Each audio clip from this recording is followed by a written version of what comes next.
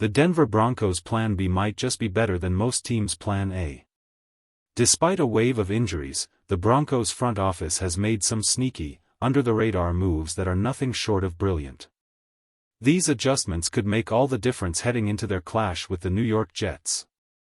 Before we get into the full breakdown, let's talk about what's happening inside that locker room. There's some fantastic news on the injury report, and, yeah, a bit of concern we've got to address too. The best part? Malcolm Roach is back as a full participant in practice. That's huge. Roach isn't just a force on the field, he's a leader, a tone-setter, and a run-stopping anchor the Broncos desperately need against a Jets offense that lives on the ground game. Now, quick reminder for all Broncos country out there, don't forget to subscribe to the channel, like the video, and share it with your friends. And of course, hit the bell icon so you never miss an update. Alright, back to it, the rest of the injury list looks surprisingly positive. Most players who were limited yesterday are now full go, and that's a major boost heading into Sunday. But there's one name that raises some concern, Jonah Elliss. Elliss has been a quiet star, providing key snaps that keep Nick Bonitto and Jonathan Cooper fresh while also shining on special teams. If Elliss can't go, that's a real hit. Thankfully, the Broncos have a plan. Q. Robinson has been waiting for this moment since preseason, and defensive coordinator Vance Joseph confirmed that Robinson is ready to step up if needed. He's been outstanding in practice lately, and his energy, combined with that Alabama pedigree, could make him a breakout story this week. During the draft process, Q. Robinson earned serious respect from Alabama's coaching staff, and that's saying something. Nick Saban himself called him one of the best special teams players he's ever coached. That kind of praise doesn't come easy, especially from a program stacked with NFL talent. But here's the thing, Robinson isn't just a special team standout. He's got the fire, speed, and instincts to be a real weapon off the edge. The Broncos trusting him to step in for Jonah Elliss isn't just a backup move, it's a strategic decision. Credit where it's due, George Payton and Sean Payton have a real eye for finding hidden gems at the edge rusher position. They've unearthed talents like Nick Bonitto and Jonathan Cooper, players who turned late-round potential into real production. And now, they might have done it again with Robinson. Back in Alabama, Robinson was surrounded by NFL-caliber stars. Two of his teammates even went in the first round. That kind of stacked depth chart pushed him down draft boards, but make no mistake, the talent was always there. If circumstances were different, this guy could have easily been an early-round pick. Now Denver's got him, hungry, physical, and ready to prove himself. With Jonah Elliss recovering, Robinson can fill that special teams role with confidence, and when it's time to rush the passer, pairing him with Bonitto, Cooper, and Dondre Tillman could give opposing backfields nightmares. That's what makes this Broncos Plan B so exciting. It's not just depth. It's dangerous depth. And the next sneaky move Denver's made? It's one that might not get the headlines, but it's quietly brilliant, especially as we're just days away from that early kickoff against London. The Broncos have been hit hard by injuries, and losing Ben Powers for the next several weeks after bicep surgery is no small setback. But even here, Denver's depth and planning shine through. The big question now is, who steps in at guard? Will it be Alex Palczewski or Matt Peart? Head coach Sean Payton has been deliberately quiet about it, and honestly, that's a smart move. Keeping the Jets guessing is one of the few strategic edges Denver can use right now. New York's defense is hungry for any advantage, but they won't know what's coming until kickoff. And let's not overlook the talent the Broncos have waiting in the wings. Matt Peart, the massive lineman out of Jamaica, stands at 6 feet 7 inches and 318 pounds, a mountain of a man with tremendous athletic upside. He started playing football late in high school, but under offensive line coach Zach Strief, his development has been remarkable.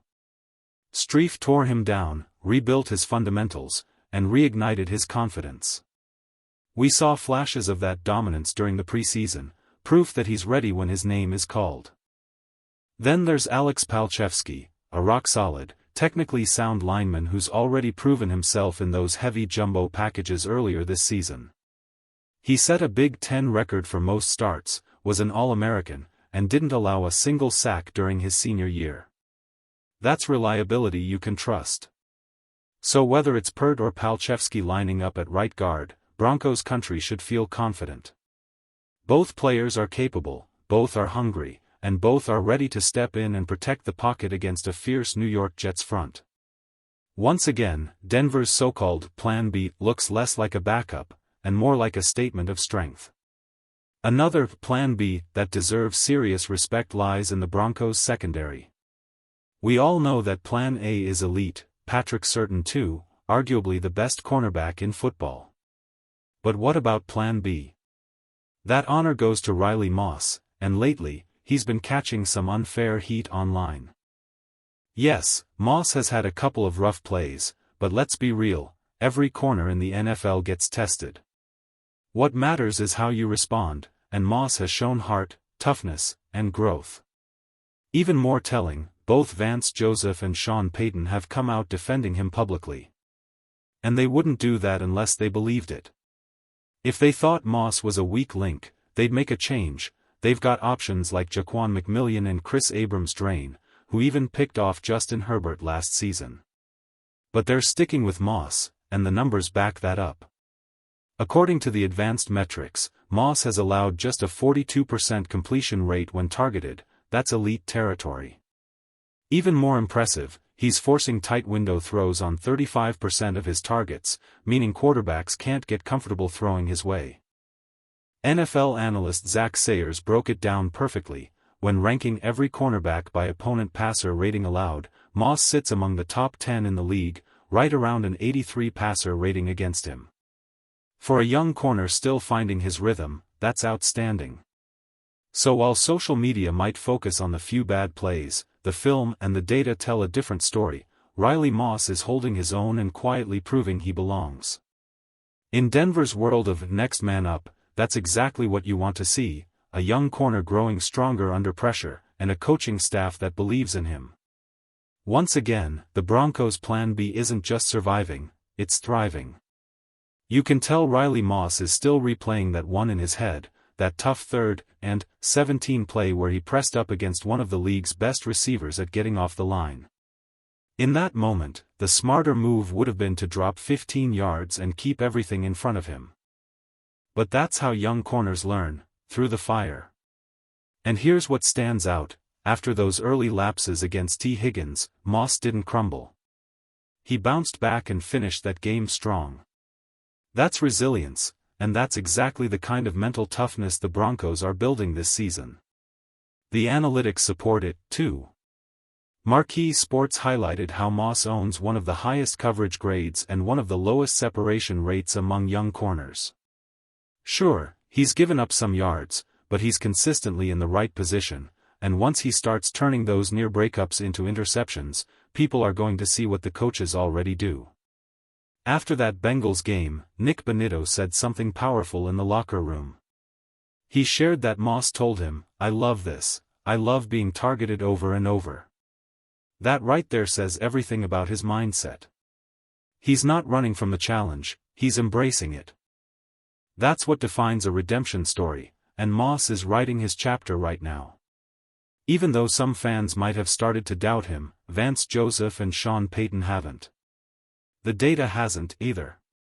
And when you look at the matchup ahead, against one of the youngest offensive lines in football, the Broncos' defense has a golden opportunity to dominate. Just think about this, Nick Bonitto has 7 sacks all by himself, the same number as the entire New York Jets defense. He's even surpassed the total sack count of the Baltimore Ravens, a team known for defensive pressure.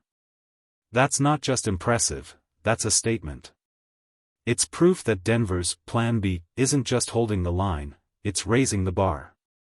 Think about this for a second. Nick Bonitto has matched or outpaced entire NFL defenses like the 49ers and Bears, both known for their defensive power. That's not luck, that's dominance. And it's one more reason to believe this Denver defense is starting to find its identity again. But what's really fueling all this optimism around the Denver Broncos right now isn't just that monumental win over the Super Bowl champions, on a short week, at 11 a.m., in their own house. It's what comes next. When you look at the upcoming schedule, it's incredibly favorable. According to a Tankathon strength of schedule graphic, the Broncos now have the second easiest remaining schedule in the entire NFL. The only team with an easier path? The New England Patriots. That's huge. Denver's toughest matchups on paper are teams like the Jacksonville Jaguars, Green Bay Packers, and Los Angeles Chargers, but let's be honest, those games are winnable. The Broncos already dominated the Packers during joint practices earlier this year, showing how well they match up head-to-head. The Chargers, meanwhile, face one of the toughest schedules left in the league, with games against the Eagles and Colts still ahead. Then you've got the Commanders, a tricky but manageable matchup, and the Cowboys, who'll have to come into Denver and face that altitude and energy of Broncos country. And here's something wild, based on their current record, even the Chiefs show up as an easy game on that Tankathon chart.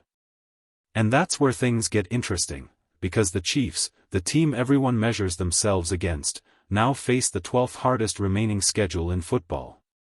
Denver? Sitting comfortably near the bottom, staring at opportunity.